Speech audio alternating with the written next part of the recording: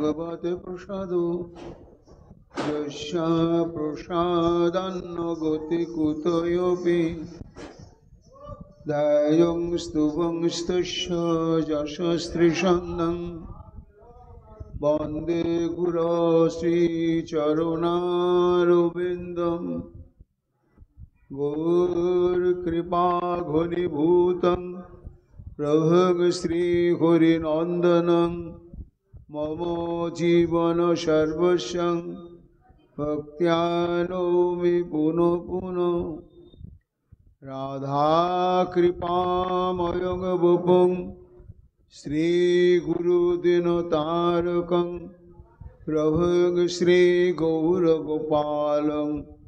भक्त्या नौमि पुनः पुनः अजानुलम्बितभुजौ कनकावदातो संकीर्तनैकपितरो कमलायताक्षौ विश्वाम्भरो द्विजवरो जुगोधर्मपालो वन्दे जगत्प्रियकरो करुणावतारो आनन्दलीलामय विग्रहाय हेमावदिव्यच्छविसुन्दराय तस्मै महाप्रेमरसप्रदाय चैतन्यचन्द्राय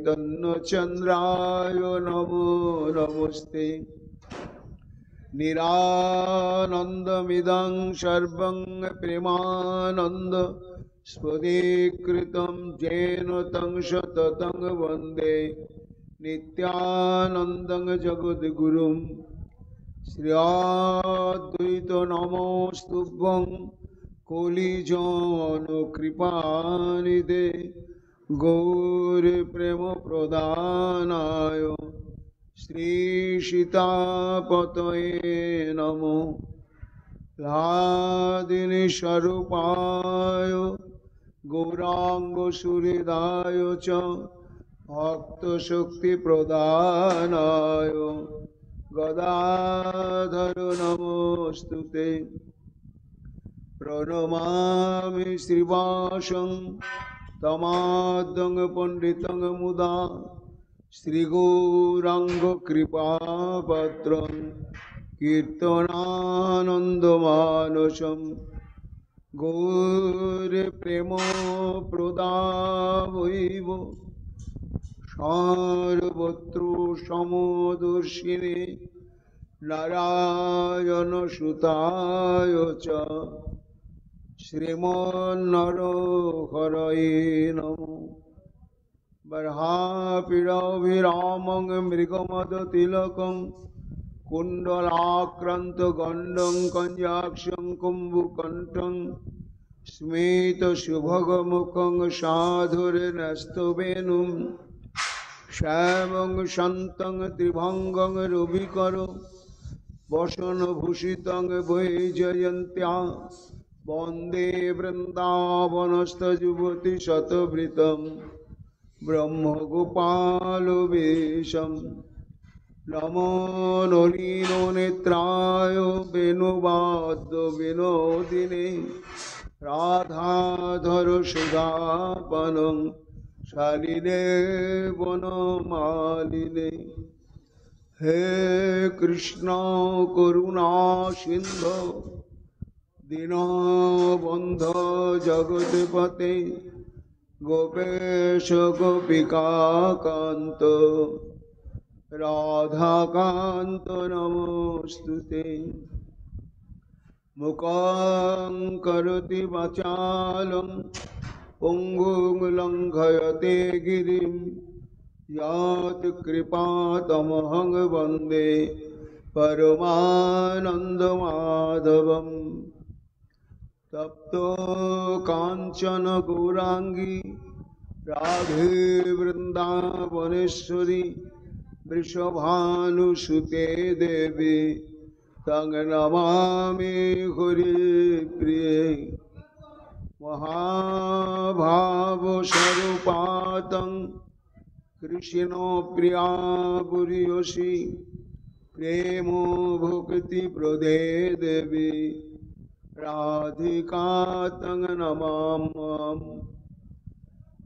वन्दे नंद ब्रज स्त्रीणां पादरेणुम् अभिघ्नसो यासां हरि कथोद्गीतं पुनाति भुवनत्रयम् आचतुर्वदन ब्रह्मा दिवाहुरपरो हरि अभालोचन शम्भुर् भगवान् वदरायणि जां प्रभजन्तमनुपेतमपेतकृतं द्वैपायन विरह कातरया जुहाव पुत्रेति तन्मया तया तरवयोभिनेदुस्तं सर्वभूतहृदयमुनिमानतोऽस्मि तमादिदेवं करुणानिधानं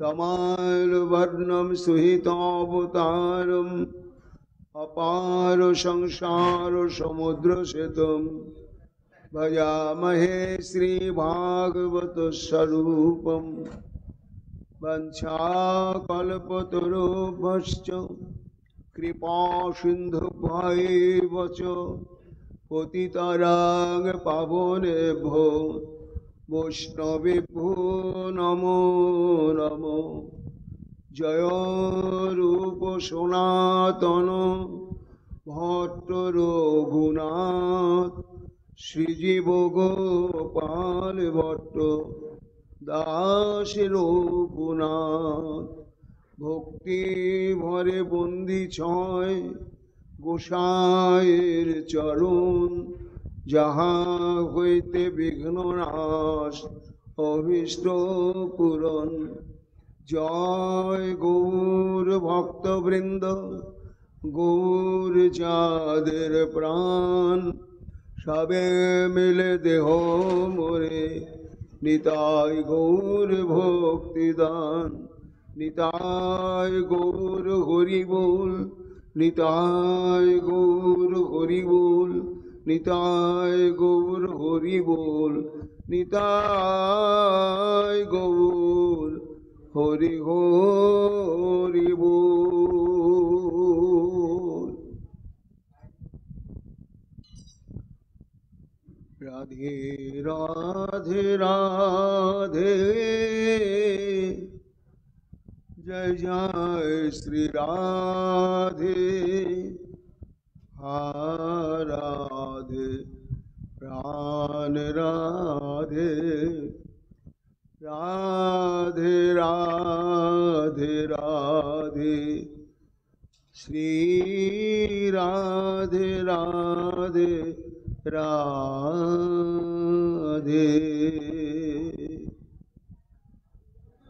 जय श्री महाप्रभु जय राधा रानी। राधा विद्याधर रूप तदा भवाविष्टता प्रभु आलोपति स्वयं शेन भक्तानां विस्मयाभव।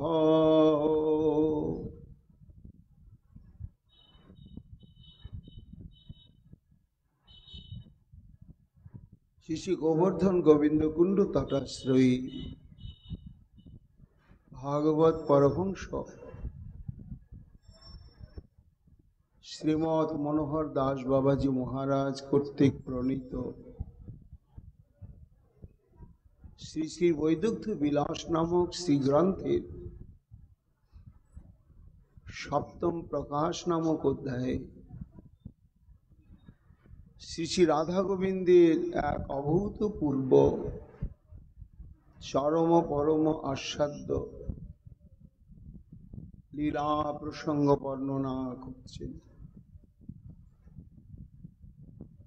তারা সিদ্ধ মহাত্মা স্বরূপের আবেশে দিবানিশি তারা লীলা সমুদ্রে নিমজ্জিত হয়েই থাকেন। আর এই রাধা গোবিন্দের লীলা নিত্য লীলা এবং নৈমিত্তিক লীলা।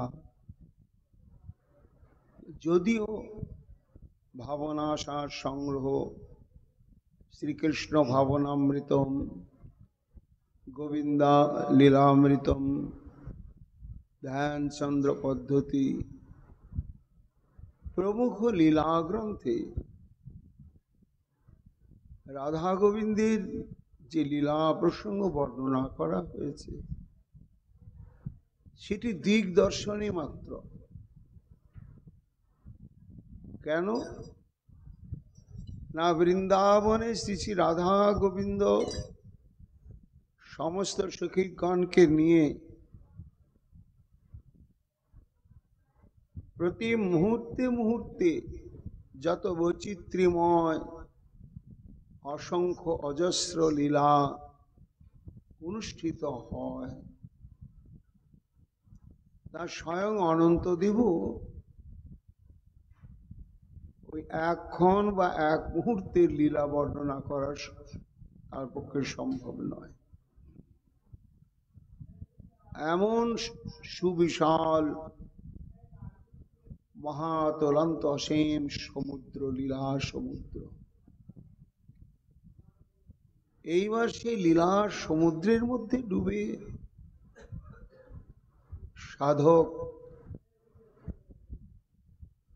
সেই রাধা দাসী স্বরূপের আবেশে প্রত্যক্ষভাবে যখন স্ফূর্তিতে যেমন যেমন লীলা অনুভব করতে থাকেন,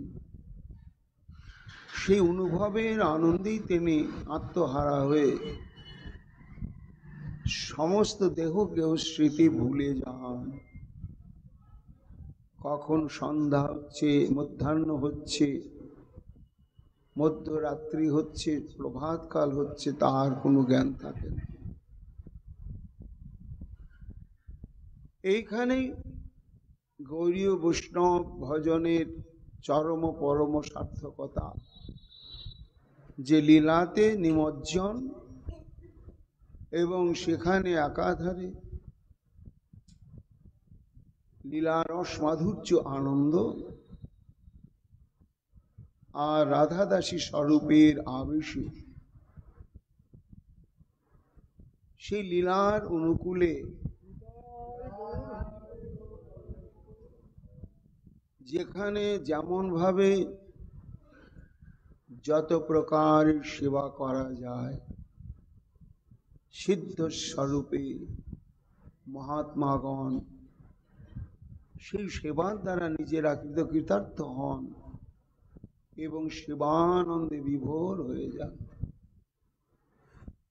এখানে পূজ্যপাদ মনোহর দাস বাবাজি মহারাজ এইভাবে স্ফূর্তিতে তিনি রাধা গোবিন্দের অদ্ভুত অদ্ভুত লীলা প্রত্যক্ষভাবে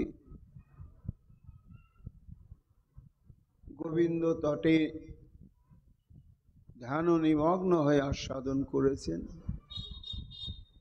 এবং একা ভোগে আস্বাদনের পূর্ণতা নেই। অর্থাৎ একটা দুর্লভ বস্তু একাই পেলাম, একাই ভোগ করলাম, একা একাই আনন্দ সমুদ্রে ডুবে গেলাম, ঠিক আছে, কিন্তু সে আনন্দের পূর্ণতা কখন হয় না, যখন অন্তরঙ্গ স্বজাতি আশয় ভক্তকে প্রাণ খুলে বলা যায়,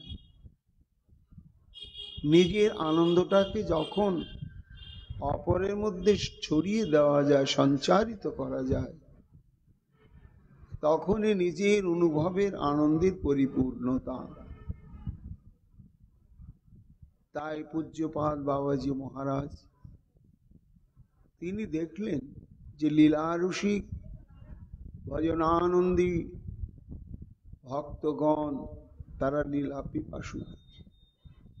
আমার অনুভূত এই সমস্ত রসময় লীলা যদি তাদেরকেও আস্বাদন করাতে পারি, তাহলে আমি যে সুখ, যে আনন্দ পাচ্ছি, তারাও এই সুখ এবং আনন্দের অংশীদার হবে, আর আমিও ধন্যাতি ধন্য হব। এই জন্যই তিনি আমাদের আস্বাদনের জন্য গ্রন্থাকারে সে লীলার বিষয়বস্তু প্রকাশ করেছেন। তা প্রত্যেকটি লীলা তিনি আস্বাদন করেছেন, সরাসরি নয়। শ্রী চৈতন্য মহাপ্রভুর আবিষ্ট দশায় নিজে আবিষ্ট হয়ে গৌরাঙ্গ লীলার অন্তঃপ্রবাহে যে বৃন্দাবন লীলা, সেই লীলা তিনি আস্বাদন করেছেন। কি করে বোঝা গেল?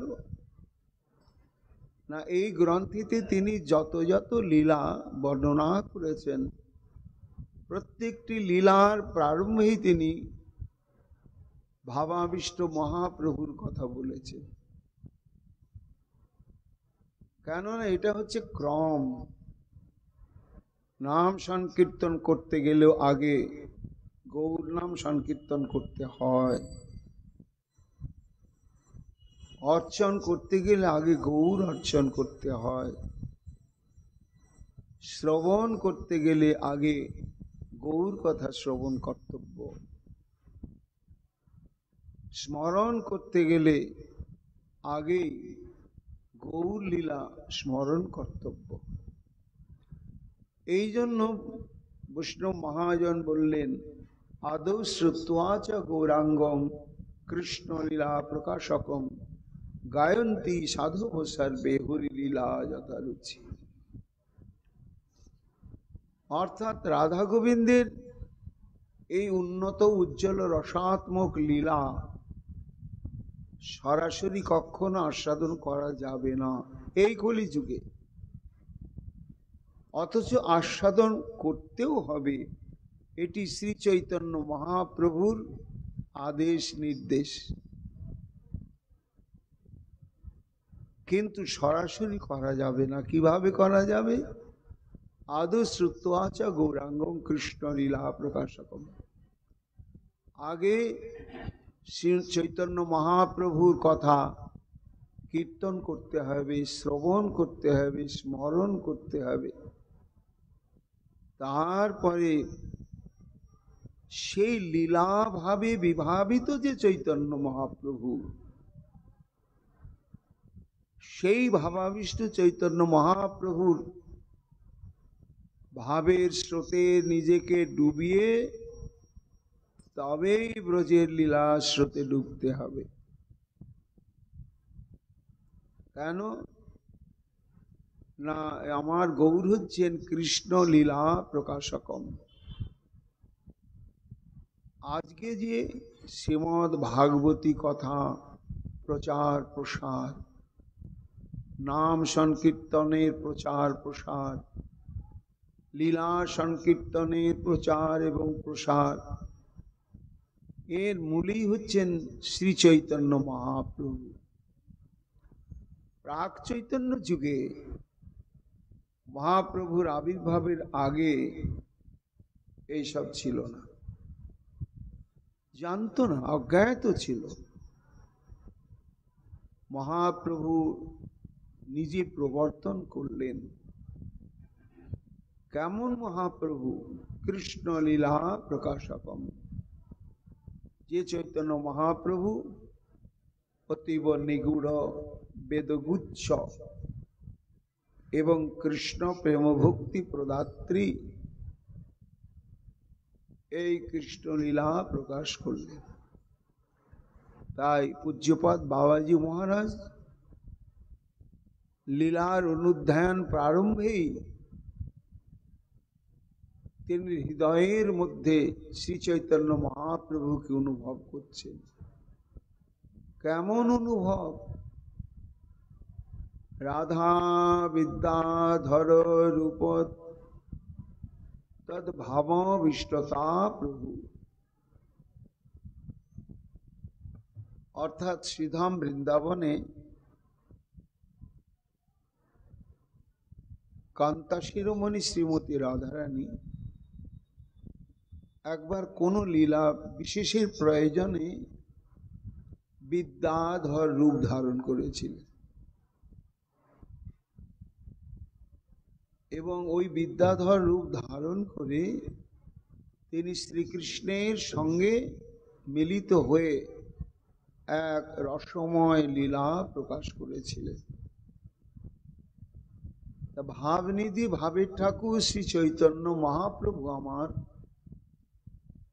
আজকে লীলা ভাবনায় সেই রাধারানীর যে বিদ্যাধর রূপ ধারণ প্রসঙ্গ, এই প্রসঙ্গেই ভাবাবিষ্ট হয়ে সমস্ত অন্তরঙ্গ পরিকরগণের মধ্যে ওই বিদ্যাধর রূপে রাধারানী যা যা বলতেন বা করতেন, মহাপ্রভু আমার সেই সেই বাণী বলছেন আর সেই সেই ভাবই প্রকাশ করছেন। আলোপতি স্বয়ং সেন ভক্তানাং বিস্মাবহ। ভক্তগণ মহাপ্রভুর এই সমস্ত উক্তির তাৎপর্য কি, আর মহাপ্রভু কি ভাব প্রকাশ করছেন তা অনুভব করতে পারছেন না। তারা বিস্মিত হয়ে একে অপরের পানে চেয়ে জানতে চাইছেন, তুমি তো গৌর চরণ হৃদয়ে ধরে রেখেছ দিবানিশি, তুমি বলো না প্রভু আমার আজ ব্রজের কোন লীলা ভাবে বিভাবিত হয়েছেন।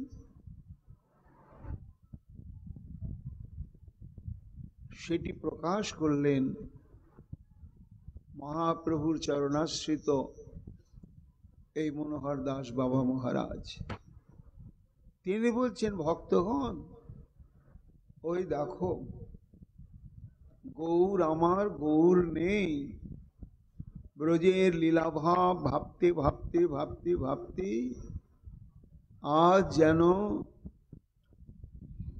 সে বিদ্যাধর রূপধারিণী রাধা রানীর ভাবে আবিষ্ট দশা প্রাপ্ত হয়েছেন। এমন যে বিদ্যাধর রূপের ভাবে আবিষ্ট চৈতন্য মহাপ্রভু, সেই চৈতন্য মহাপ্রভুর চরণ আশ্রয় করে চরণ হৃদয়ে ধরে আমাদের জয় রাধে শ্রী রাধে বলে ব্রজের লীলায় ডুবতে হবে। এই বলেই তিনি লীলা প্রসঙ্গের আরম্ভ করছেন। জয় গৌর হরি জয় নিত্যানন্দ রাম, জয়াদ্বৈত মহাবিষ্ণু চিদানন্দ ধাম, জয় গদাধর জয় গৌর ভক্তবৃন্দ, কৃপা করি দেহ সবে চরণারবিন্দ। হে ভক্তগণ, তোমাদের কৃপা ছাড়া আমি যে অনুভূত লীলাকে সবার জন্য বর্ণনা করতে চলেছি, সেটি আমার স্বকীয় বুদ্ধির দ্বারা প্ররোচিত প্রচেষ্টায় হবে না। কেন না, এই বৃন্দাবন সাধারণ দেশ, সাধারণ স্থান নয়। সপ্রকাশ চিদানন্দ ধাম বৃন্দাবন, প্রীতি মূর্তি যাহা নিত্য বিলাসন। এই বৃন্দাবন হচ্ছেন সপ্রকাশ। সপ্রকাশ শব্দের তাৎপর্য কি না, মায়াতীত তত্ত্ব। এই যে সত্য রজ তম ত্রিগুণাত্মিকা মায়া, এই মায়ার দ্বারা আবৃত নয়। এই জন্যই সপ্রকাশ। বৃন্দাবন মায়া কখনো আবৃত করে রাখতে পারেন না, সম্ভব নয়, স্পর্শই করতে পারেন না। কি হচ্ছে সেই বৃন্দাবনে? প্রীতি মূর্তি যাহা নিত্য বিলাসন, অর্থাৎ সেখানে প্রেমরসের ঘনীভূত প্রতিমা রসরাজ শ্রী গোবিন্দ আমার, আর রসিকা শিরোমণি শ্রীমতী রাধারানী, তাদের অপ্রাকৃত চিন্ময় উন্নত উজ্জ্বল রসাত্মক লীলা নিরন্তর অনুষ্ঠিত হচ্ছে। কবিরাজ গোস্বামী পাদ এই চিন্ময় বৃন্দাবন ধামের তত্ত্ব বলতে গিয়ে বললেন, প্রকৃতির পার পরম বোম নামে ধাম, কৃষ্ণ বিগ্রহ জয়জি বিভূতাদি গুণবান। অর্থাৎ মাইক ব্রহ্মাণ্ডের সীমানা পার হয়ে যে পরম বোম, সেইখানে ভগবান শ্রীকৃষ্ণের নিত্যধাম তিনটি প্রকাশে বিরাজ করছে।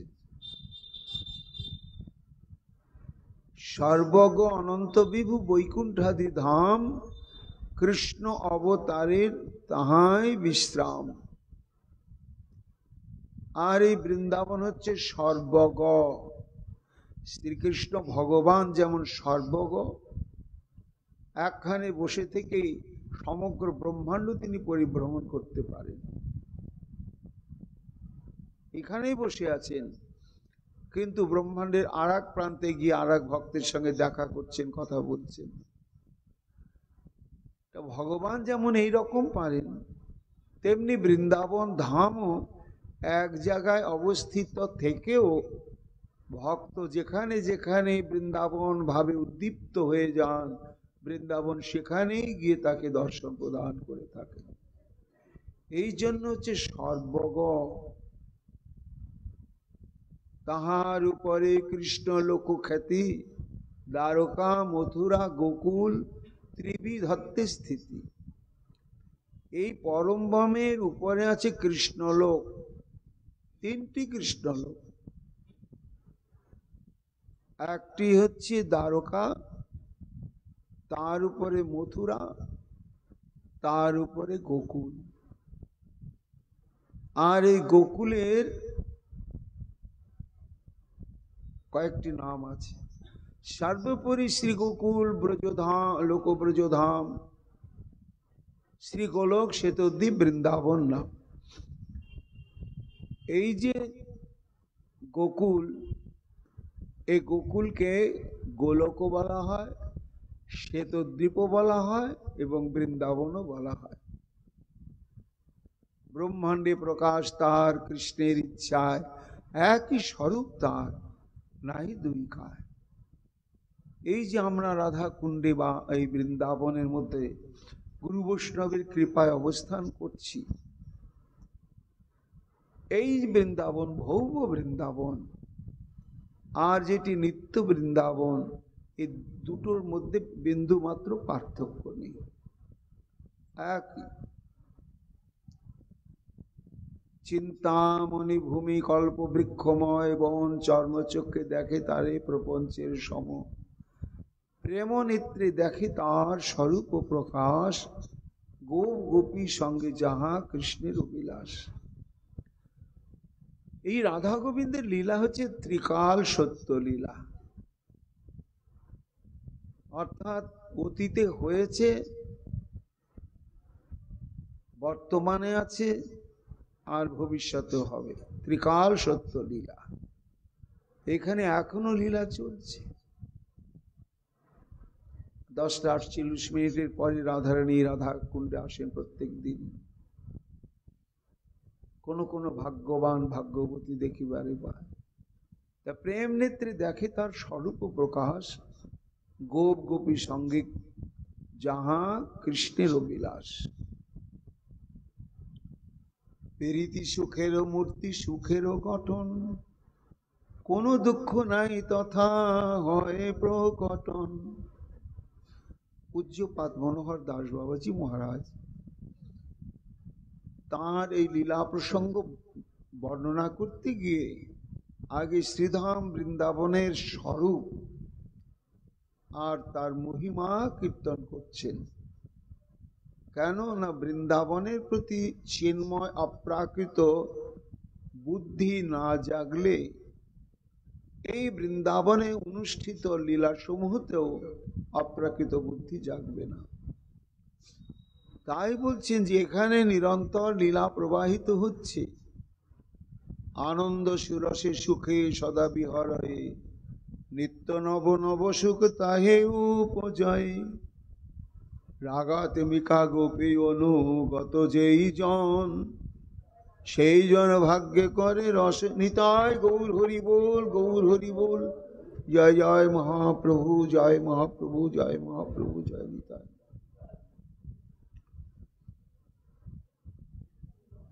তা আস্বাদনের সৌভাগ্য কাদের? রাগাত্মিকা গোপী অনুগত যেই জন, সেই জন ভাগ্যে করে রস আস্বাদন। অর্থাৎ এই যে বৃন্দাবনের যে এক অভিনব লীলার বর্ণনা করতে উদ্যোগী হয়েছেন পূজ্যপাদ মনোহর দাস বাবা, কিন্তু কাদের কাছে আস্বাদ্য? না গোপী বিনা এই লীলার নাহি অনুগতি।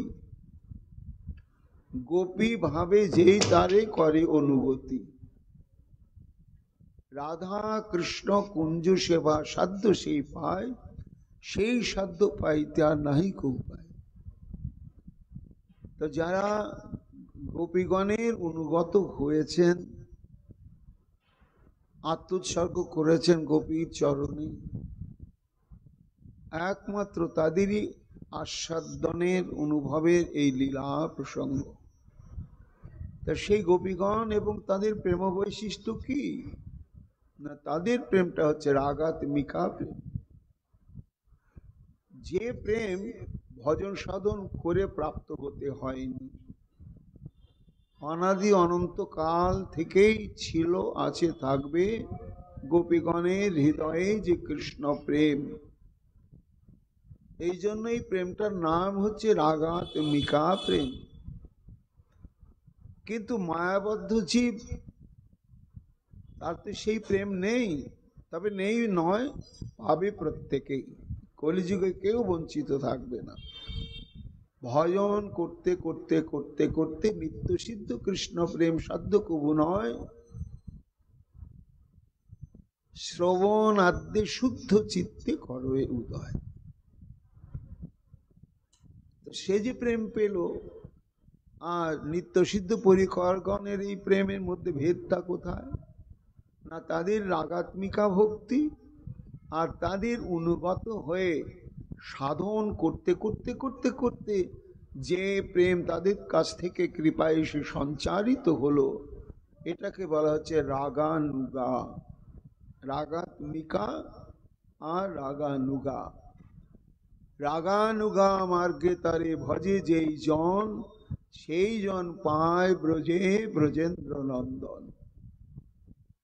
একমাত্র এই লীলা বর্ণনা করতে চলেছেন যেটি পূজ্যপাদ বাবাজি মহারাজ, সেটি আস্বাদন করতে গেলে নিজেকে গোপী ভাবে বিভাবিত করতে হবে, আনুগত্যময়ী ভাব দিতে হবে।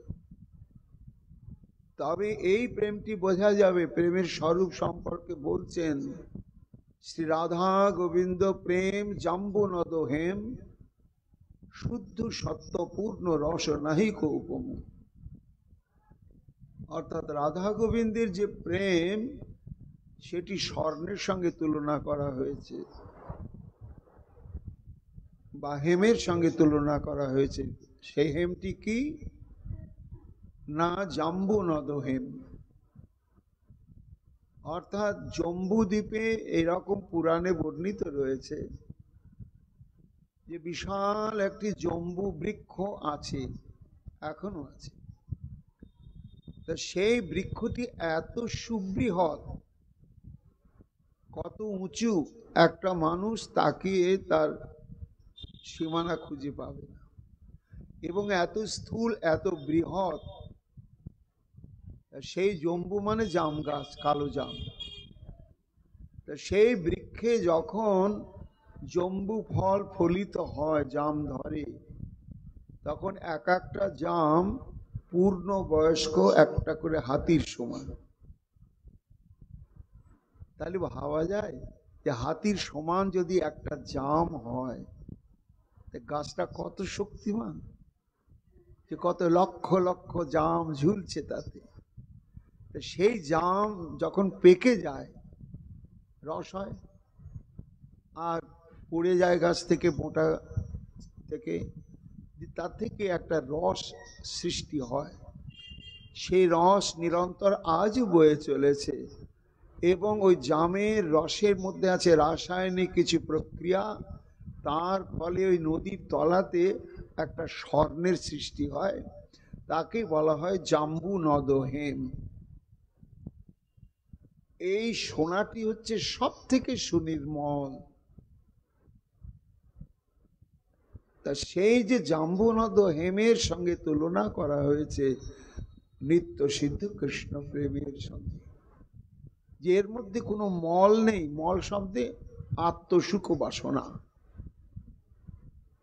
এখানে দাস্য সখ্য বাৎসল্য মধুর, এই যে সমস্ত প্রেমের সাধক সাধিকাগণ বা পরিকরগণ, এদের মধ্যে বিন্দু মাত্র আত্মসুখের গন্ধ নেই।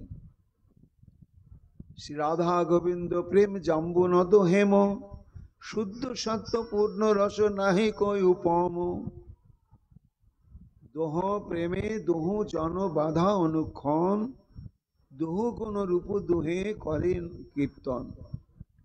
পীড়িতের ভাবে নানা লীলায় উপজয়, মহাসুখে দুজন তাহাই আস্বাদয়। স্বয়ং শ্রী গোবিন্দ নিজেও জানেন না যে প্রত্যেক দিন তাঁর সুখের নিমিত্ত কত কত প্রকারের লীলা প্রকাশিত হয়, অনুষ্ঠিত হয় এবং হবে, তা স্বয়ং গোবিন্দ জানেন না। ওটা লীলা শক্তির দ্বারা নিরন্তর হতেই আছে। নিজ রসে মগ্ন সদা লই নিজগণ, প্রকট করিয়া লীলার আস্বাদন। অর্থাৎ লীলা যখন একটু স্থিতাবস্থা প্রাপ্ত হচ্ছে, সঙ্গে সঙ্গেই অন্তরঙ্গ পরিকর আবার সেটাকে উদ্দীপিত করছেন। আবার তখন লীলা সহস্র সহস্র ধারায় আবার প্রকাশিত হয়ে স্বয়ং লীলাময় লীলাময়ীকেও আস্বাদন করাচ্ছেন, আর যারা লীলা চিন্তন করছেন তাদেরকেও আস্বাদন করাচ্ছেন। পূজ্যপাদ বাবাজি মহারাজ এই যে লীলাকে উদ্দীপিত করেন, কখনো শ্রীকৃষ্ণ, কখনো রাধারানী বা গোপীগণ, তার দৃষ্টান্ত দিতে গিয়ে ললিত মাধবের দশম অঙ্কের থেকে একটি শ্লোক বলেছেন, যাতে লীলা রস পরিমল গারি বন্যা পরিতা, ধন্যাক সৌনি বিলসিত বৃতা মাধুরী মাধুরী ভি, অত্রাস্মাভিশ্চটুল পশুপি ভাব মুগ্ধান্ত রাভি, সম্বিতস্তং কলয় বদনোল্লাসী বেনু বিহারম। একদিন শ্রীমতী রাধারানী সখীগণ সঙ্গে রয়েছে, গোবিন্দকে বলছেন, শ্যাম এ কি লীলা শূন্য তুমি, আর লীলা শূন্য বৃন্দাবন ভালো লাগছে না। এই বৃন্দাবনের স্বরূপটাই হচ্ছে লীলাময়। যাতে লীলা রস পরিমলোদ্গারী বন্যা পরিতা ধন্যাক সৌনি বিলসতি বৃতা। অর্থাৎ এখানে দণ্ডে দণ্ডে পলে পলে মুহূর্তে মুহূর্তে এত চমৎকারিতাময় লীলা অনুষ্ঠিত হয়ে সে লীলারসে বৃন্দাবন ভূমিকে প্লাবিত করছেন অহরহ, এবং সেই লীলার একটি আস্বাদনীয়তা, তন্ময়ত্ব, সৌগন্ধ আছে। তা সেই সুগন্ধটি কেমন দৃষ্টান্ত স্বরূপ বলা হচ্ছে যে কোনো স্থানে যদি প্রচুর পরিমাণে আতর, গোলাপ জল, কেওড়া জল বা এই ধরনের সুগন্ধি তরল পদার্থ প্রচুর পরিমাণ সিঞ্চন করা হয়, সেই স্থানটাকে স্নান করানো হয়, তখন কি হয়, তার অনেক দিন পর পর্যন্ত ওই জায়গাটার সুগন্ধটা মিটে না। ওইখানে দাঁড়ানোর সঙ্গে সঙ্গে ভুরভুর গন্ধ। সেই কথাই বলছেন, হে প্রীতম, এই বৃন্দাবন যে তোমার অদ্ভুত বৈচিত্র্যময় লীলারূপ সুগন্ধ তরল বস্তুর দ্বারা বৃন্দাবন নিরন্তর দিন রাত স্নাত হচ্ছে, সিক্ত হচ্ছে, সেই বৃন্দাবনের সর্বক্ষণই ওই লীলার গন্ধই উঠছে। তেমন বৃন্দাবনে তুমি চুপচাপ রয়েছে, তোমার কোনো লীলার অভিব্যক্তি দেখা যাচ্ছে না। সেই মহালীলাস্থলী এই বৃন্দাবন, আর তুমি লীলা প্রকটকারী শ্যাম, আর আমরা তোমার লীলা সহায়কারী, লীলা আস্বাদন এবং তোমার সেবাকারিণী চটুল পশুপি ভাব মুগ্ধান্তরাভি। আমরা সর্বক্ষণই চঞ্চল তোমার জন্য আমরা, এবং আমরা সহজ সরল গোয়ালিনীর অন্তঃকরণ বিশিষ্টা। তাই শোনো, এমন এমন ভালো লাগছে না। কলয় বদনোল্লাসী বেনু বিহারম, এই বিচিত্র রসময় লীলাকে উদ্বেলিত করার একমাত্র জাদুকাঠি হচ্ছে তোমার ওই বাঁশিটা। ওই বাঁশিটা একবার বাজাও, ওই বাঁশিটা বাজালে আবার লীলা স্রোত সহস্র ধারায় প্রবাহিত হতে চলবে। এই হচ্ছে ব্রজের লীলা। তা সেইভাবে একটা লীলা স্রোত প্রবাহিত হয়ে গেল। কি লীলা স্রোত সেটি বলছেন সিদ্ধ বাবা। একদিন শ্রীরাধিকা যাবট নগরে, সখীগণ লয়ে বৈশেন সভা করে। একদিন যাবটে সব সখী মঞ্জুরি যত সবাইকেই ডেকেছেন, 5 প্রকার সখী রাধারানীর সব সখীগণকেই ডেকেছেন। ভাই, একটা জরুরি সভা আছে, তোমাদের সঙ্গে আলোচনা আছে, তোমাদের সহযোগিতার দরকার, আর আমাকেও তোমাদের একটু পরামর্শ দেওয়ার প্রয়োজন আছে। আমি আমার মনে যেটা বাসনা জাগছে এটা ঠিক কিনা, আর কিভাবে এটাকে সার্থক করা যাবে, এই বলে একটা সভা বসানো হলো। সব সখীরা বলছে, রাধে, তাহলে আজকের এই সভার আলোচ্য বিষয় কি? কি জন্য এত গুরুগম্ভীর সভার আয়োজন করা হলো? তখন রাধারানী বলছেন, একটা জরুরি সংবাদ আছে।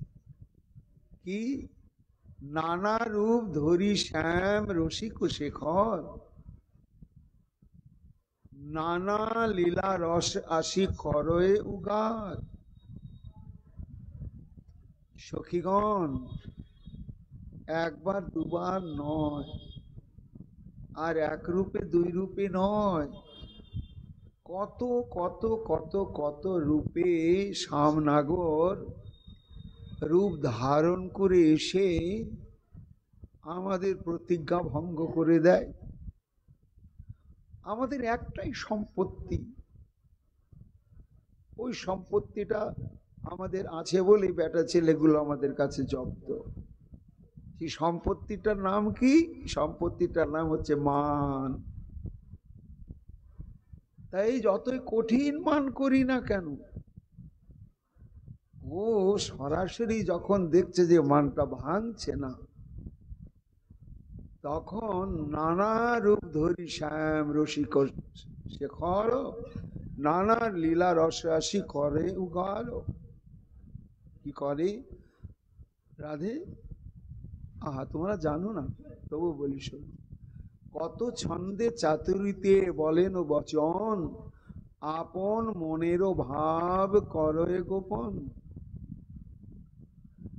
এই যে আমাদের মনের মধ্যে যে ভাবগুলো রয়েছে ওর সম্পর্কে, সেটা তো আমরা একবার তালা চাবি দিয়ে রেখে দিয়েছি, ওর কাছে কিছুতে প্রকাশ করব না, করবই না, প্রতিজ্ঞা করা আছে।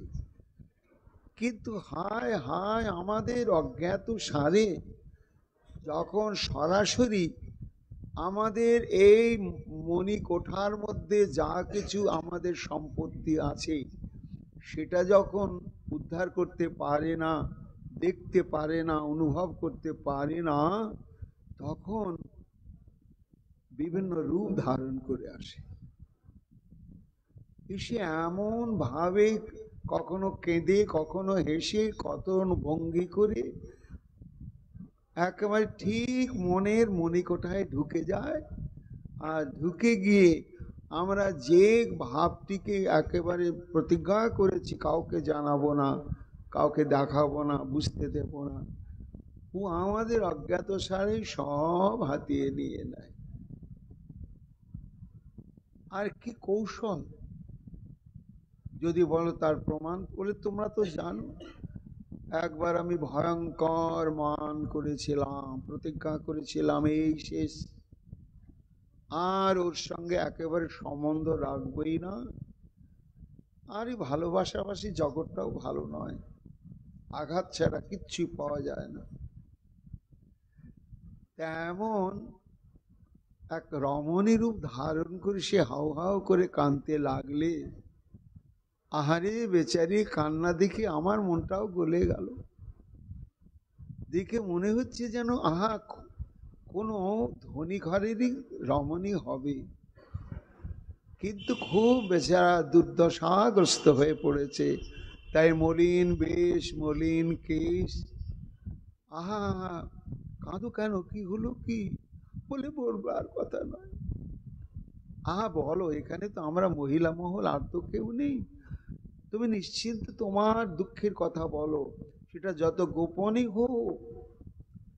তখন বলছি, শোনো, আমি এক পরপুরুষের সঙ্গে প্রেম করেছিলাম। ললিতা যেই বললে, আমি তখন ভাবলাম, বারে বা, তাহলে আমি একাই যে করেছি তা তো নয়, আহা তাহলে এও তো করেছে, তাহলে এর দশা কি? আহা হা, নারী তুমি করলে, তারপরে শেষে কি হয়েছিল বলো তো? বলে, আর বলো না, তুমি তো রাজনন্দিনী, তোমার কাছেই এলাম, আমার এই দুঃখটা তাতে দূর হয়। একবার আমাকে সংকেত করেছিল, আমি তো কি সৌভাগ্য মনে করেছিলাম তার সংকেত পেয়ে। আশায় আশায় প্রদীপ জেলি আমি অপেক্ষা করছিলাম। কিন্তু জানো রাজনন্দিনী, পরের দিনে ভোরবেলায় এলো অন্য নায়িকার সম্মুখ চিহ্ন অঙ্গে ধারণ করে। রাধারানী বলছেন, সখী দেখ, এমন করে কেঁদে কেঁদে বলছে, আর আমি অবিশ্বাস করতেই পারছি না। আর দেখছি, ও হো হো, এ আমার জীবনের সঙ্গে, ঘটনার সঙ্গে একেবারে মিলে যাচ্ছে। তখন না ওর প্রতি আমার একটা আস্তে আস্তে দুর্বলতা এসে গেল। আহা, তারপরে কি হলো? তারপরে কি হলো শোনো রাজনন্দী, তোমার কাছে মিথ্যে কথা বলবো না। যদিও সংসারে আমার সে অবৈধ পুরুষ ছাড়া আর দ্বিতীয় কোনো আশ্রয় ছিল না, কিন্তু তবু তার এহেন দুষ্ট আচরণ আমি মেনে নিতে পারলাম না। আমি তখন মান করলাম। আর সে আমার অবস্থা বুঝতে পেরে কত কান্নাকাটি, পা ধরে সাদাসাদি। আমি কিন্তু কিছুতেই আর গড়লাম না। আমি আমার প্রতিজ্ঞাতে অচল অটল হয়ে থেকে গেলাম। চলে গেল। যখন চলে গেল রাজনন্দিনী, তখন আমারও সব শেষ হয়ে গেল। তখন মনকে যতই বুঝাই, মন বলছেন যে তুমি ওকে তাড়ালে কেন, বাঁচবে কাকে নিয়ে, সে তো তোমার প্রাণ। প্রাণটাকে বিতাড়িত করে আর দেহ কখনো বাঁচিয়ে রাখা যায়? রাধার বলছেন ললিতা বলতে বলতে এমন কেঁদে ফেললো রে। তখন আমি দেখলাম, যা, এই জগতে আমি একটা আমার মতো ব্যথার ব্যথিত পেলাম। অন্তত একে বুকে ধরে তো কিছুক্ষণ দুজনে কাঁদতে পারবো, কেঁদে কেঁদে বুকটাকে হালকা করতে পারবো। তখন আমিও আমার সব ঘটনা ওর কাছে বলে দিলাম। দেখ, এই যে আমার মনের যত কথা আমি কাউকে জানাবো না, বলবো না ভেবে রেখেছিলাম, কিন্তু এমন চাতুরি করে বেশ পাল্টে সে সব নিয়ে ফেললে। এ একবার দুবার নয়, কতবার কত বেশ ধারণ করে। মোদের মনের ভাব করি উদ্ঘাটন, কতই অলঙ্কার তাতে করেন যোজন। কত অভিনয় করে সানয় বিনয়, স্মরিয়া স্মরিয়া মনে লাজিতে লাজায়। কিন্তু ভাই, ওর মনের মধ্যে যে কি আছে, সত্যি সত্যি কি ভালোবাসে আমাদেরকে বা আমাকে? তাহলে আমার অন্য রমণীর কাছে যায় কেন? অন্য রমণীতে তাহলে দুর্বলতা আছে, ওর আসক্তি আছে। কিন্তু যতই ঘুরিয়ে ফিরিয়ে আমরা প্যাঁচের মধ্যে ফেলি, ও কথাটাও বের করবেই না, একেবারেই বের করবে না। এত সে গম্ভীর, সর্বরস পণ্ডিত মোর শ্যামল সুন্দর, এরূপ বিদগ্ধ নাহি ভুবন ভিতর। বিদগ্ধ মানে মহা গম্ভীর, বিদ্বান, পণ্ডিত, চতুর। সখীরা তখন বলছে, রাধে, তাহলে এই যে তুমি সভাটা ডাকলে, তোমার বক্তব্যটা আসল বলো। হ্যাঁ বলছি বলছি, বক্তব্যটা হচ্ছে এই, সখী মনে সাধ হয় ছদ্মবেশ ধরি, নাগরের মনোভাব করিয়ে উঘারি। ও যেমন কখনো নাপিতানি, কখনো বিদেশিনী, কখনো বাজিকর, কখনো মালিনী, কখনো দেয়াসিনী, কখনো বণিকিনী, কত কত রূপ ধরে ও ঠিক ঠিক আমার মনের সব সম্পত্তি লুট করে নেয়। এইবার ভেবেছি যে আমিও একটা অন্য রূপ ধারণ করে ওর কাছে যাব। প্রেমের পরীক্ষা করি রসের উদয়, করিব যাহাতে সখী শ্যাম সুখ পায়। ওর মনের মধ্যে কি শুধু রাধাই আছে, না আর কোনো ধাঁধা আছে? ও তো সরাসরি প্রশ্ন করলে কিছুতে বলে না আর বলবে না। সেই জন্য আমি একটা অন্য রকম বেশ ধারণ করে যাতে চিনতেই না পারে কোনো প্রকার, গিয়ে কথা ছলে এমন কথার মারপেচ জাল বিস্তার করব, ওর মনের মধ্যে কে আছে ওটা আর কি আছে এটা বের করবেই করবে। কিন্তু কি বেশ ধারণ করে আর কোন বক্তব্য নিয়ে ওর কাছে যাওয়া যেতে পারে সখীগণ, এই বিষয়ে তোমরা আমাকে একটা পরামর্শ দাও। তখন সখীরা যুক্তিবুদ্ধি করে ললিতা বলছে, রাধে, আমরা সবাই মিলে খুব চিন্তা ভাবনা করে দেখলাম একটা রূপ ধারণ করে যেতে পারো, আর একটা প্রসঙ্গ নেই, তাহলে ওর মনের মধ্যে যে কি আছে ও বুঝতেই পারবে না, গোপন করে রাখতে পারবে না, সব বলে ফেলবে। কি বেশ সখী? সখী বলে হও ভালো সিদ্ধ বিদ্যাধর, যাইয়া নাগর প্রেম পরিচয় করো।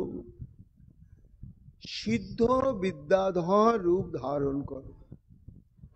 তা বিদ্যাধর হচ্ছে দৈবজ্ঞ, যারা ভূত ভবিষ্যৎ বর্তমান এইসব বলতে পারে, যারা মন্ত্র বিশারদ হয়, মানুষের নানা রকম সমস্যা সমাধান করে, তাদেরকে বিদ্যাধর বলা হয়। তা রাধারানী ওই রকম বিদ্যাধর বেশ ধারণ করবে, করে নন্দালয়ে নাগরের কাছে যাবে।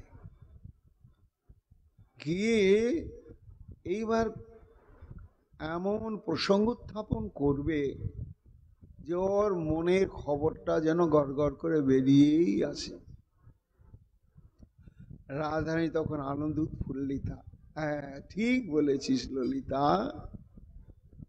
শ্রবণে অধিক রাধার মনয় উল্লসন।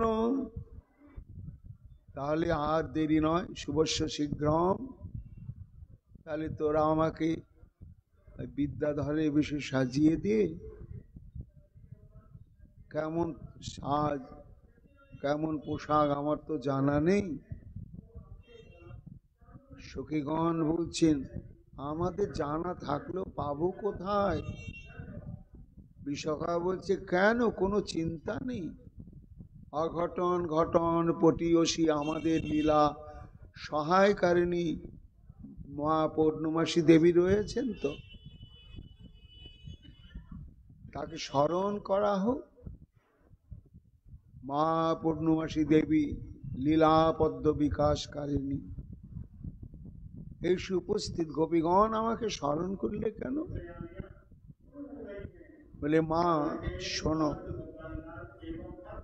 ওই লম্পট এবং শতঘরিয়া শাম, বাঁকা শাম, ওর মনের কথা কখনো প্রকাশ করে না কারো কাছে।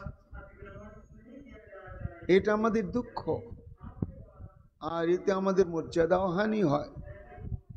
তাই আমরা সিদ্ধান্ত করেছি রাধারানীকে বিদ্যাধর রূপ সাজিয়ে গোবিন্দের কাছে পাঠাবো এই উদ্দেশ্য সাধনের জন্য।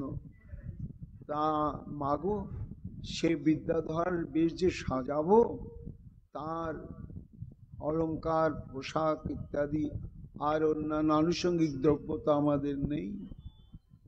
মায়ের আনন্দ আর ধরে না, সখী বিনা লীলা কবু পুষ্ট নাহি হয়, সখী লীলা বিস্তারিয়া সখী আস্বাদ হয়। এইটুকুনি করলে যদি সহযোগিতা হয়, সঙ্গে সঙ্গে বিদ্যাধর যারা তাদের যা যা পোশাক অলংকার সব সখীদের নিয়ে এসে প্রদান করলেন। এইবার ললিতা রাধারানীকে বিদ্যাধর বিশেষ সাজাচ্ছেন। ললিতা খুলিয়া শাড়ি সুপট্ট বসন করি কোচায়ন, পরায় যতন করি। এখন তো বিদ্যাধর মানে বেটা ছেলে, তো কাজে খোলা শাড়ি পরলে তো হবে না, কাছা দিয়ে পড়তে হবে। কাঁচা কোচা তাহে ধরি, কাঁচা কোচা তাহে ধরি, ত্রিকচ্ছ বসন পরম শোভন, মোহ পায় সবে হেরি। ত্রিকচ্ছ বচন মানে কাঁচা দেওয়া থাকলো, সামনে আবার কোচা ঝুলানো ভুনি রয়েছে। উতারি উড়নি নীল, দিব্য উত্তরীয় দুহাতে ধরিয়ে স্কন্ধের উপরে দিল। রাধারানীর অঙ্গিতি ছিল নীল বর্ণের ওড়নি, সেই ওড়নিটাকে সরিয়ে দিয়ে এইবার সাদা একটি চাদর কাঁধের উপরে দিলেন, কেশ খুলি ছাড়ি দিল। আর রাধারানী যে সুগম্ভিত বেনি ছিল, বেনিটাকে খুলে একেবারে কোঁচকানো কেশদামকে চাঁচর কেশে রূপান্তরিত করে দিলে।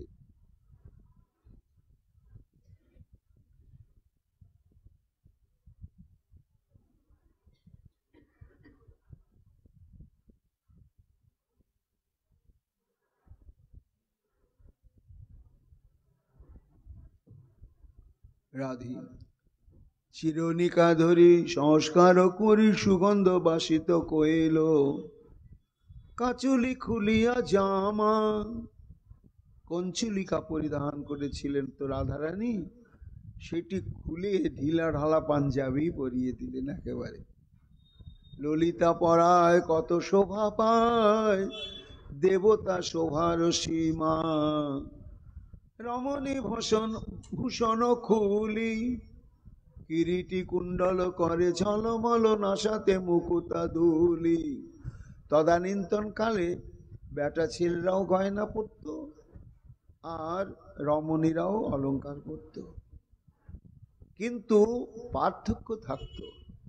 রমণীদের দুল একরকম, আর বেটা ছেলে যে কানে দুল পরবে সেটা আর এক রকম।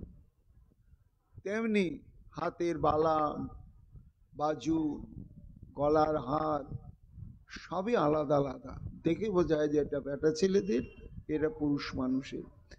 তাই যত যত পুরুষের অলংকার সব নিয়ে এসে রাধারানীকে সাজানো হলো। রায় সিদ্ধ বিদ্যাধর সাজে, নানায় অলঙ্কার অঙ্গে ঝলমল, চরণে নূপুর বাজে। কি সবই তো হচ্ছে, কিন্তু আমি তো এখন পুরুষ মানুষ। হ্যাঁ, তা পুরুষ মানুষের তো এইরকম রমণীদের মতন পয়োধর থাকে না, তা সেজেছি পুরুষ।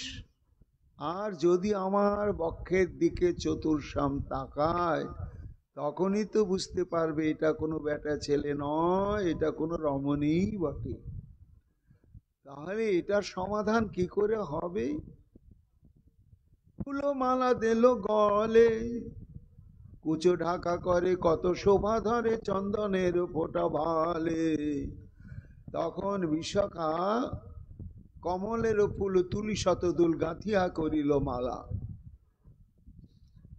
তখন টাটকা ফোঁটা বড় বড় পদ্মের ফুল নিয়ে এসে মালা গাঁথে। আর সেই টাটকা ফোঁটা পদ্ম ফুলের মালা যখন গলায় পরিয়ে দিলে, তখন কুচো যুগল আচ্ছাদিত হয়ে গেল। রায় দেব সাজি চলি যায়, অঙ্গের সৌরভ ভরিল ককুভ, ভ্রমর ধাওল তাই। তাহলে সখী শুভস্য শীঘ্রম, আর বিলম্ব করব না।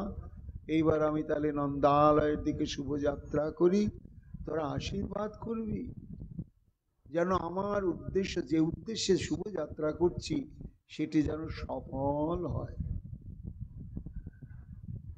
মহাজন বলছেন, এমন সুগন্ধিত অঙ্গ হয়েছে রাধারানী বিদ্যাধর বেশে, যে অঙ্গের সৌরভ ভরিল ককুভ। ককুভ মানে 10 দিক, 10 দিক একেবারে আমোদিত হয়ে গেল। আর সে গন্ধে প্রলুব্ধ হয়ে গুনগুন গান করতে করতে অজস্র ভ্রমর সব ছুটে আসতে লাগলে। সুবর্ণ বেত্র হাতে গতি গতি স্থির দৃষ্টি বাহিল হইল, গোপন চাতুরী পথে। এইভাবে রাধারানী গোবিন্দের মনের খবর জানবার জন্য বেশ পরিবর্তন করে চললেন। বিদ্যাধর রূপধরী রায় চলি যায়, পদগতি বিপর্যয় করিয়া চালায়। পদগতি বিপর্যয় করিয়া চালায় মানে, যেই বেরিয়েছেন সখীরা বলছে, আরে রাধে রাধে, দাঁড়া দাঁড়া দাঁড়া দাঁড়া, শুভযাত্রা আবার পিছু ডাকলি? হ্যাঁ ডাকলাম, তুমি তো বেশটা পাল্টেছ, কিন্তু স্বভাবটা তো পাল্টাতে পারোনি। তার মানে না, এই যে তুমি যাচ্ছ, হেঁটে যে যাচ্ছ, এই চলনের যে ভঙ্গি বেটা ছেলের একরকম আর রমণীদের একরকম। ওমা তাই নাকি? এটা তো আমি জানতাম না। তা যদি দুরকম হয়ে থাকে তাহলে পার্থক্যটা কোথায়? না শোন, রমণীরা যখন হাঁটে তখন তাদের বাঁ পা আগে আগে চলে, তাই। আর পুরুষ যখন হাঁটে তখন ওদের ডান পা আগে আগে চলে। এইখানে চলনের ভঙ্গি দেখেই বোঝা যাবে যেটা রমণী আর এটি হচ্ছে পুরুষ। তা তুমি কিন্তু এখন বিদ্যাধর মানে বেটা ছেলে, তা পদগতি বিপর্যয় করিয়া চালায়, কাজে ঠিকভাবে তুমি চলো। তখন রাধারানী বলছেন, হ্যাঁ জগৎ, ভাব ধরতে হবে। শুধু বাহ্যিক সাজের দ্বারাই কখনো দুর্লভ বস্তুকে পাওয়া যাবে না। আমরা সাজতে পারি গোপী, কিন্তু তাহলে কি গোপী হওয়া যাবে? বাহ্যিকভাবে গোপীর মতন সাজলি কখনো গোপী হওয়া যাবে না, যতক্ষণ পর্যন্ত গোপী ভাবের এক বিন্দু প্রাপ্ত হতে না পারব। এই জন্য সখী পুরুষ সেজেছি, ভাব তো ধরি নাই, তাহলে এখন ভাব তো ধরতেই হবে। পদগতি বিপর্যয় করিয়া চালায়। রাধারানী বলছেন, শেষে আমাকে এই বেটা ছেলের ভাবটাও রপ্ত করতে হলো। আহা, মনোহর দাস পদকবি বলছে, ঠাকুরানী এখন থেকে রপ্ত করো। কেন না, তোমার এই কান্তা স্বরূপিণী রূপটা তো থাকবে না কলিযুগে। তখন তুমি কৃষ্ণকে আলিঙ্গন করে পুরুষ স্বরূপ প্রাপ্ত হয়ে তখন এই স্বভাবটাই প্রকাশ করতে হবে গৌরাঙ্গ হয়ে। এই জন্য চিন্তা কি, যেই বেরোলেন নন্দালয়ের অভিমুখে, রূপ দেখি বালবৃদ্ধ সঙ্গে সঙ্গে ধায়, কার সাধ্য জানে তারে যদি না জানায়। আবেশের দর্শন করছেন বাবা, মনে হয় বাবা তেমন ভাবে চলেছেন রাধারানী, আর কেউ বিন্দু মাত্র চিনতেই পারছে না। ভাব ভঙ্গি চলন বলন গতি প্রকৃতি চেহারাতে আদৌ এটা রমণী না কোনো পুরুষ বটে। কার সাধ্য আছে তারে যদি না জানায়। যার ছায়া মায়ায় মোহিত সর্বজন, তিনি না জানালে জানে আছে কোন জন। এই সমস্ত জ্ঞান একমাত্র যতক্ষণ কৃষ্ণ কৃপা না হবে ততক্ষণ হবে না। এই জন্য চিনবে কেন জগৎ? সর্বমোহনের গুরু যে মোহন হয়, তাহার মোহন ইতে অন্য কি বিস্ময়। অর্থাৎ মহাজন বলছেন, সর্বমোহনের গুরু কে? আমার গোবিন্দ। বলে তার প্রমাণ কি? কত প্রমাণ আছে। সমুদ্র মন্থনে এমন মোহিনীবেশ ধারণ করলেন যে একেবারে সমস্ত দানবরা নিজেকে বিক্রি করে দিলেন তার পায়ে। ছিনতাই করে নেওয়া দখল করা অমৃত কুম্ভটা একেবারে মোহিনীকে দিয়ে দিলেন, যাও এটা তোমাকেই দিয়ে দিলাম আমরা, তুমি আমাদেরকে যদি পান করাও পান করব, না করলে না করব, তোমার সুখেই আমাদের সুখ। কেমন মুগ্ধ হয়ে গেল। আচ্ছা দানব তো, এরা না হয় মুগ্ধ হতেই পারে, কিন্তু মহাযোগেশ্বর ভোলেনাথ তার কি দশা হলো? সে খবরটা পেয়ে খুব চিন্তা করছে আর স্মরণ করছে ঠাকুরকে। এসে উপস্থিত ভোলেনাথ স্মরণ করলে বলে, হ্যাঁ করলাম। কেন? কেন আবার? সমুদ্র মন্থনে বিষটা উঠলো, আমার ডাক পড়লো। হ্যাঁ, আমি ছাড়া কোনো উপায় নেই। তা বিষটা তখন আমাকে পান করতে হলো, তার সাক্ষী আমার গলাটা নীল হয়ে গেল। তা শোনো ঠাকুর, তা বিষ পান করবার জন্য মনে হলো এই ভোলেনাথের কথা, আর তুমি যে রমণী মোহিনী বেশ ধারণ করলে, সব দিকে ধন্য হয়ে গেল, একবার আমার কথাটা মনে হলো না? একটু ডাকতে পারলে না? আমি একটু দেখে কৃতকৃতার্থ হতাম। ভগবান হেসে বলছেন, ভোলেনাথ তো ভোলেনাথ। আরে ওই দানবদের একটু ভুলাবার জন্য একটু সিজেছিলাম, ও আবার কোনো গুরুত্বপূর্ণ ঘটনা নাকি? স্বর্ণ ঠাকুর, আমি এক্ষুনি দেখব, তুমি যদি আমাকে এক্ষুনি না দেখাও, জানো তো আমি মাতাল মানুষ, এমন এমন ঘটনা ঘটিয়ে দেব তুমি কিন্তু সামলাতে পারবে না। কাজে তোমার ওসব কোনো অজুহাত কথা আমি শুনবো না, এক্ষুনি দেখাও দেখাও দেখাও। বলতে বলতে দেখছি আর নেই, এই দেখো আমাকে বঞ্চনা করে কোথায় পালিয়ে গেল। এর মধ্যেই দেখছে উদ্ভ্রান্ত যৌবনা এক রমণী হাস্যে লাস্যে অনাবৃত অঙ্গে বিচিত্র অঙ্গভঙ্গি করতে করতে একটা ফুলের স্তবক ছুঁড়ে ফেলছে, আবার ধরছে, আর কখনো কখনো বিলল কটাক্ষে কাম উদ্দীপন করে চাইছে চারিদিকে। তখন ভোলেনাথ আর থাকতে পারলে না, পার্বতী বসে আছে, এমন বেভুল অবস্থা প্রাপ্ত হলেন যে পার্বতীর কোনো কথার দিকে আর দৃষ্টি না দিয়ে তাকে আলিঙ্গন করবার জন্য ছুটছে, আর সেই রমণীও ছুটছে। ছুটতে ছুটতে ভাগবতে বলছেন ব্রহ্মচর্য স্খলন হয়ে গেল ভোলেনাথের। তখন সম্বিত ফিরে পেলেন, তখন ভগবান হাসছেন। ভোলেনাথ, ভোলেনাথের লজ্জায় মুখটা ঘেমে গেল, সত্যি তুমি মোহিনী তো মোহিনী। এই তার মোহিনী স্বরূপ, আর মোহিনী স্বরূপ অনেক জায়গায়। ব্রহ্মাকে এমন ভাবে মুগ্ধ করে দিলেন যে ব্রহ্মা জানেন যে আমার কাছে প্রতিশ্রুতিবদ্ধ হয়েছেন ভগবান যদুবংশে তিনি এই বৃন্দাবনে আবির্ভূত হবেন, আমি জানি সবকিছুই, অথচ মানুষের বুদ্ধি এসে গেল।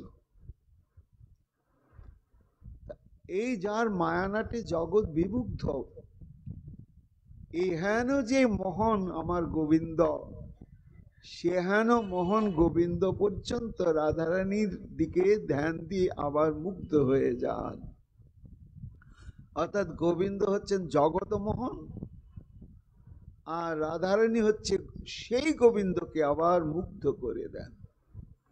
রাধা বদন চাঁদ হেরি ভুল হলো শ্যামর নয়ন চকর, ছন্দ বন্দ বিনা ধবলি ধাবত বাছিয়া কোরহিক। রাধারানীর বদন মাধুর্য দর্শন করে এমন মুগ্ধ হয়ে গেলেন, আত্মস্মৃতি নেই যে গাভী দহন করতে করতে গোমাতাটা কখন সরে গিয়েছে বাছুরের গা চাটতে চাটতে, সামনে গাই নাই, অথচ দুই হাঁটুর মাঝখানে ভাঁটটা টেনেই যাচ্ছে এমনি করে। শোকেরা হাসছে, রাধারানী বলছেন কি করছে ভাই, এটা ফাঁকা জায়গায় কোলের মধ্যে ভাঁড় নিয়ে কি জোরে জোরে হাতটা নাচছে। বিশাখা বলছে একটা ব্যায়াম করছে বোধহয়, বলে হতে পারে। ধবলি ভরমে ধবল পদ ছাদ গোবিন্দ দাস মনোহর। দৈবক্রমে একটা ষাঁড় চলে এসেছে কাছে, আর সখীদের হাসি দেখে দেখছে লাজহি লাজ হাসি দুটি কুঞ্চিত পূর্ণলেই ছান্দ নটর। বলছি ও ফাঁকা জায়গায় তো টানাটানি করছি, হ্যাঁ ধবলি মা কোথায় গেলি গেলি, এদিকে আয় এদিকে আয়। আরে চোখটা খুলে দেখো, ষাঁড়ের ঠ্যাং ধরেই টানছে। গোবিন্দ দাস বলছে এই আমাদের রাধা, যে জগৎ মোহিত করে দেন শ্যাম, সেই শ্যামকে এই পর্যন্ত মুগ্ধ করে দেন।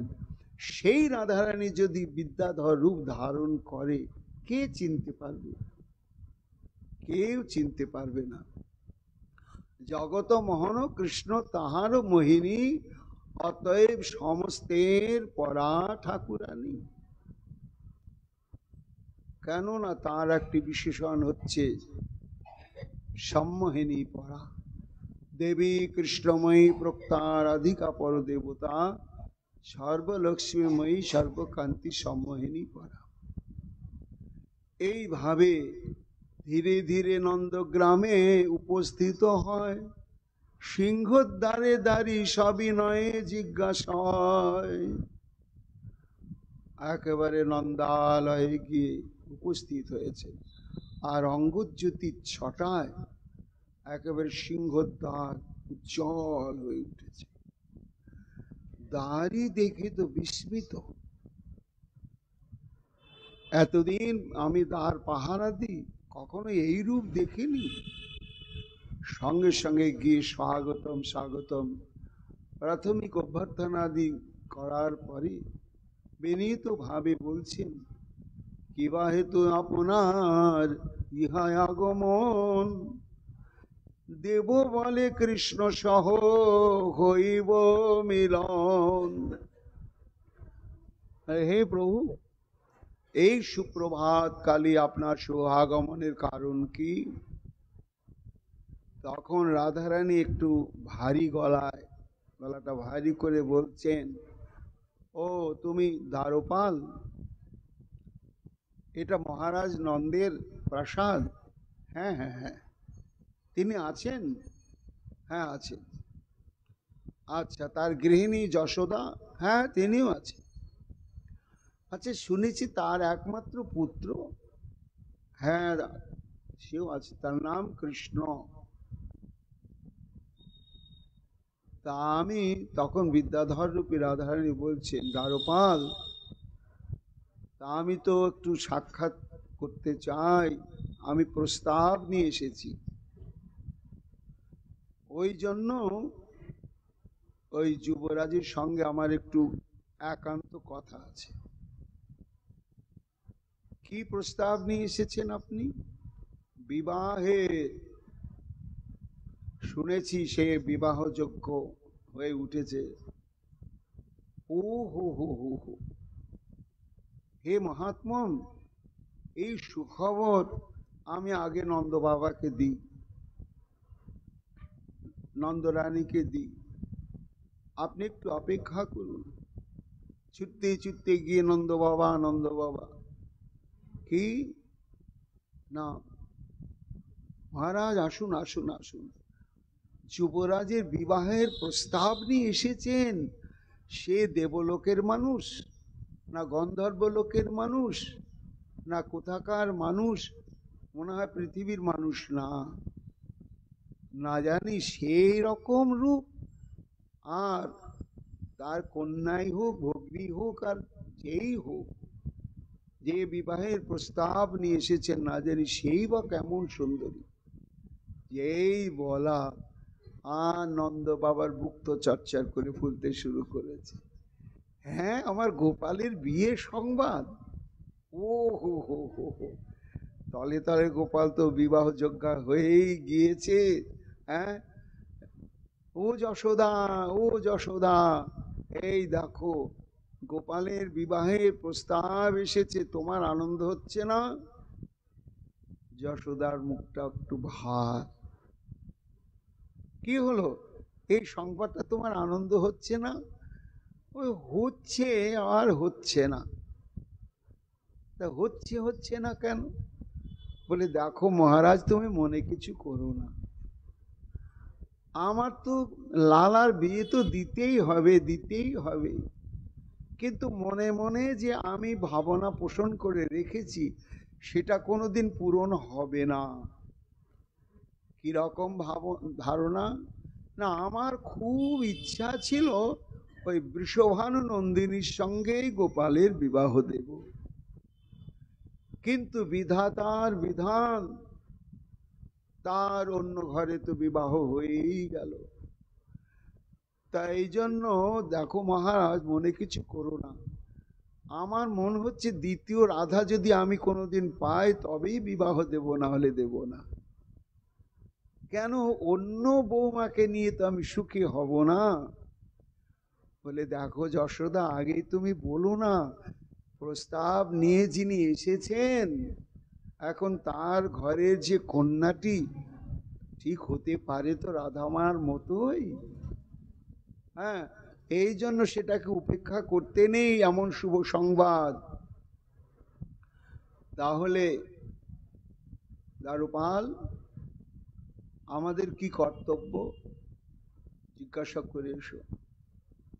তখন সে প্রণাম করে বলছেন যে দেব, তাহলে বলুন কি করতে হবে।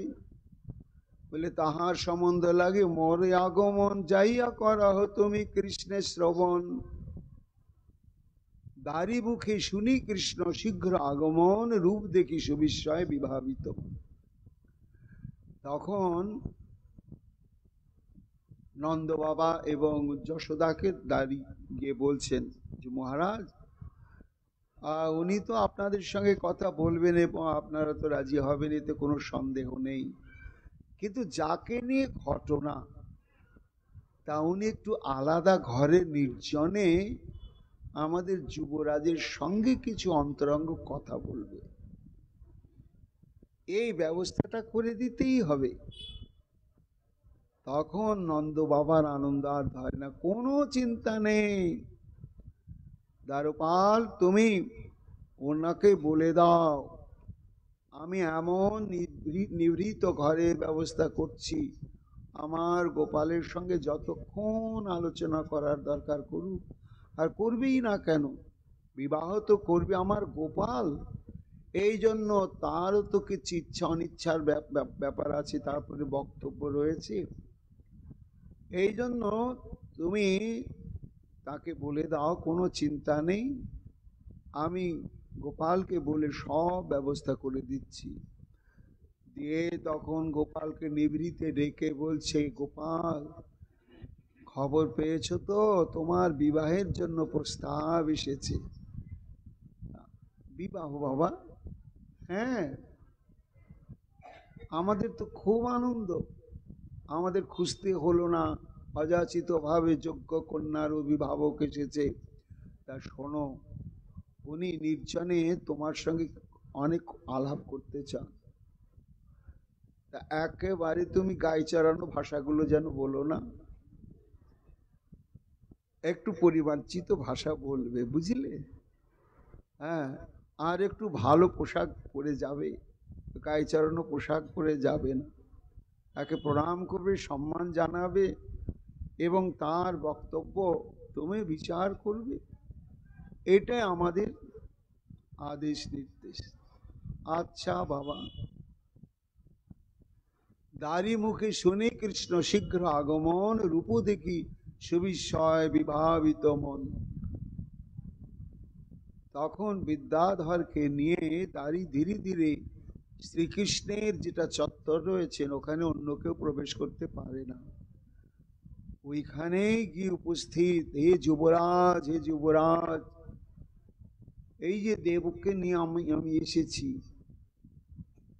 গোবিন্দ বেরিয়ে দেখেই তো চমকে গেলেন, মনে মনে বলছেন চেনা চেনা তো মনে হচ্ছে, একেবারে যেন খুব নিজের জন, খুব পরিচিত, সেই নয়ন, সেই নাসিকা, সেই বদন, সেই অঙ্গের কান্তি সবই, কিন্তু সে হলো রমণী আর এই হলো পুরুষ।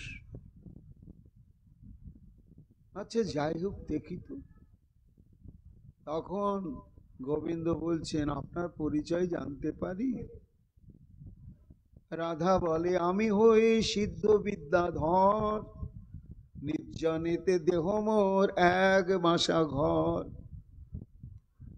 ঘরটা খুব নির্জন হতে হবে এবং অন্য লোক সেখানে প্রবেশ করা চলবেই না, কিন্তু তব সঙ্গে মোর মাত্র প্রয়োজন, গোপনেতে হইবে কথোপকথন, তাতে অন্য স্থানে বাস না হবে কখন, তব সন্নিকট জানি করহ স্থাপন। অর্থাৎ হে যুবরাজ, তোমার প্রিয় গৃহ যেটি, সেই গৃহটা হলেই ভালো হয়। কেন? তোমার ওই গৃহে তো অন্য কোনো লোক সসম্ভ্রমে প্রবেশ করে না, কিন্তু অন্য কোনো নির্জন গৃহে ব্যবস্থা করলে বলা যায় না কোনো কার্যের উদ্দেশ্যে সেই গৃহে আলাদা লোক প্রবেশ করতেই পারে, তখন আমাদের কথোপকথনে বাধা সৃষ্টি হবে। তখন গোবিন্দ বলছেন কোনো চিন্তা নেই, তাহলে আমি যে ঘরে বসবাস করি, শয়নাদি করি, সেই ঘরেই চলুন। দেব বলে গোপ কথা তব সঙ্গে হবে, অন্য লোক গুরুজন নাই প্রবেশিবি। কৃষ্ণ বলে বিদ্যাধর কোনো চিন্তা নেই, অন্য কেহ নাহি তথা প্রবেশিবে যাই। এত বলি দুইজন গৃহে প্রবেশিয়া, বসিতে আসন দিব্য দেন কৃষ্ণ নিয়া। তখন নির্জন নিজের শয়ন প্রকোষ্ঠে সেই রাধারানীকে চিনতে পারলেন না গোবিন্দ, নিয়ে গিয়ে বসতে আসন দিয়ে মুখামুখি হয়ে বসলেন। দেব বলে এই আসনে বৈশ্য সুখে তুমি, আর এ অন্য আসনে দেখো বসিতেছি আমি। এত বলি দুজন সুখেতে বসিলা, অন্তরঙ্গ জন যেহ সেবিতে লাগিলা। অর্থাৎ মহাজন বলছেন কেবল কি দুজনেই থাকলেন? বলে না না, দুজন থাকলেন না। কেন? তখনকার দিনে নিয়ম আছে তো, সেবক বা সেবিকাদের থাকতেই হয়। এখন কত কথন হবে, হয়তো একটু জল পিপাসা পেল, তখন তো তারা আলোচনা ভঙ্গ করে জল খেতে উঠে যাবে না, সেই জন্য জলপাত্র নিয়ে পরিবেশন করার জন্য এরা নিরপেক্ষ সেবক বা সেবিকা থাকে। গলাটা শুকিয়ে গেল, তখন তাম্বুল ভোজনের প্রয়োজন, সময় জেনে তখন মাঝে মাঝে তাম্বুল দিতে হয়, বা অনেক সময় পানীয় শরবত আদি পান করলে তবে আবার কথা বলার মতন পরিবেশ হয়। এই জন্য এই সমস্ত সেবা সমাধা করার জন্য অনুমোদিত কিছু অন্তরঙ্গ সেবক বা সেবিকা থাকে। কাজে অন্তরঙ্গ যেহ সেবিতে লাগিল। কৃষ্ণ বলে বিদ্যাধর মনে এই হয়, তব সঙ্গে পূর্বে কোথা মোর দেখা হয়। আচ্ছা বিদ্যাধর ঠাকুর, আলোচনা আরম্ভের আগে আমার একটা সংশয়, কি না তোমার সঙ্গে যেন আমার খুব চেনা চেনা আছে, অন্তরঙ্গ যেন পরিচয় আছে, কিন্তু কোথায় কতদিন আগে কেমন ভাবে সেটা আমি বুঝতে পারছি না। কেন এরকম মনে হচ্ছে আমি বুঝতেই পারছি না। সেই রূপ ভাসমান আমার যে মন, দেব বলে হতে পারে কালের ঘটন। আর রাধারানী বলছেন যুবরাজ, অনেক সময় না একেবারে মানুষের মতন মানুষ দু একটা হয়ে যায়, গলার স্বর, মুখের হাসি, চেহারা হুবহু মিলে যায়, হয় কখনো কখনো, এটা আশ্চর্য হওয়ার কিছু নয়। সেরকম হবে তোমার কোন অন্তরঙ্গ পরিচিত জন অবিকল আমার মতোই দেখতে হতে পারে, আর তাকে তুমি ভ্রম করছো। ঘটনা বিশেষ লাগে মোর আগমন, তাহা তুমি পূর্ণ করো তবে সুখী মন। কৃষ্ণ বলে সবৃত্তান্ত বলহ বচন, যোগ্যতা সাধ্যতা হইলে করিব ধারণ। তখন বিদ্যাধর বলছে যে আসল কথা যেটি আলোচনার জন্য এসেছি সেটাই আরম্ভ হোক। গোবিন্দ বলছেন বিদ্যাধর শোনো, এটা দুটো দিক আছে, একটা যোগ্যতা আর একটা সাধ্যতা। তো সাধ্যতা মানে হচ্ছে সেটা করা আমার উচিত হবে কি হবে না, এটা একটা বিচারের বিষয় আছে। আর যোগ্যতা, যে সেটা হয়তো উচিত হলো কিন্তু আমার যোগ্যতা নেই, তাহলে তো হবে না। সেটার সাধ্যতা থাকতে হবে, আবার সে কর্ম সাধনের জন্য আমার যোগ্যতা থাকতে হবে। এই জন্য যদি আমার যোগ্যতা এবং সাধ্যতা থাকে তাহলে আমি নিশ্চয় করব। দেব বলে রূপ তোমার পরম সুন্দর, ব্রজরায় এক পুত্র নবযুববর। বলে দেখো তোমার রূপ ত্রিভুবন কমনীয়। মানুষ যদি কুৎসিত হয় আর তার প্রশংসা যদি শোনে তো মনটা একটু নেচেই ওঠে। গোবিন্দ তো জানে যে আমাকে নিয়ে ওরা সবসময় টিটকারিই করে, রূপেতে ভ্রমরা গুণের নিচরা, ধনেতে ধবলি বসতি গাছে। আমি নাকি কালো ভোমরা আর গুণ আমার মাখন চোরা। কিন্তু আমাকে বলছে পরম সুন্দর। তাহলে আমি যে প্রকৃত সুন্দর এই গোপীরা বুঝতে পারে না, এই বুঝতে পেরেছে। এবং সত্যি আমি পরম সুন্দর। শুধু সুন্দর নয়, বিবাহ না করি কেন এ নব যৌবন, বিরস কূপেতে তুমি করহ ক্ষেপণ। বিদ্যাধর বলছেন যুবরাজ তুমি যেমন পরম সুন্দর তেমনি তোমার নবীন যৌবন। আর এই বয়সেই যদি বিবাহ করা না হয় তাহলে যৌবন সার্থক হয় না। বিগত যৌবনে বিবাহ আদি করলে সন্তান সন্ততিকে নিজের পায়ে দাঁড় করানো যায় না, আর নিজে বিবাহিত দাম্পত্য জীবনের যে রস আনন্দ সেটাও পূর্ণ ভোগ করা যায় না। এই জন্য তোমার উপযুক্ত বয়স আর উপযুক্ত যৌবন, আর তুমি একেবারে নির্লিপ্ত হয়ে তোমার কাছে সাড়া পাচ্ছে না বলে পিতামাতা ব্যবস্থা করছে না। তা এইভাবে তুমি এত যোগ্যতা অবলম্বন করেও কেন নির্লিপ্ত হয়ে রয়েছ? বিরস কূপেতে তুমি করহ ক্ষেপণ। এইভাবে তোমার সাধের যৌবনকে আর এমন রূপকে তুমি অমর্যাদা করছো, এটা তোমার এক ধরনের অপরাধ বটে যুবরাজ। এই জন্য আমি প্রস্তাব নিয়ে এসেছি, বিবাহ করিয়া সুখে ধর্মরাজ্য পালো, সুখেতে বর্ধিত করো ইহু বড় কালো। তোমার যোগ্য বয়স, এই সময় তোমার বিবাহ করা দরকার। আর এরপরে তো তোমার এই রাজ সিংহাসনে বসে মহারাজ নন্দের দায়িত্বটাও পালন করতে হবে।